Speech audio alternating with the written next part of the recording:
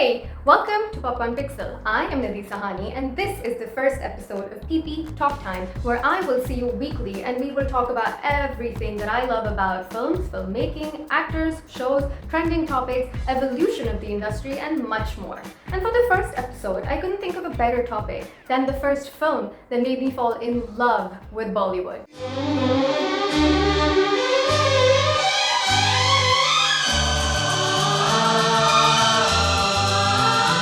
Dilwale Dulhania Le Jaayenge, or DDLJ as we now lovingly call it, is a classic love story between Raj and Simran, from London to Punjab. What's not to love?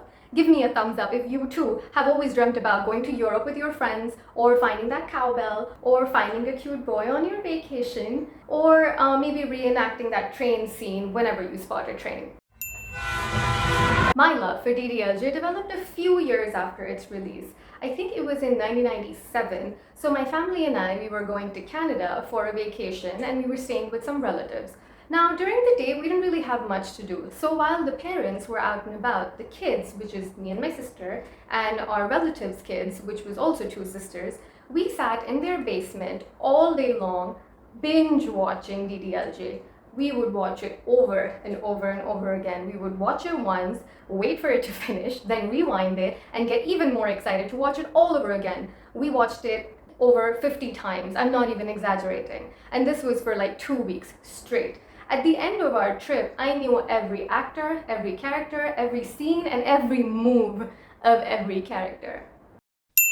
Now, I'm not going to analyze DDLJ because it's a fun film, it's a great family entertainer, and I think that's the reason why it's so special for so many of us. I mean, even today when someone comes up and asks me, what is your favorite Hindi film?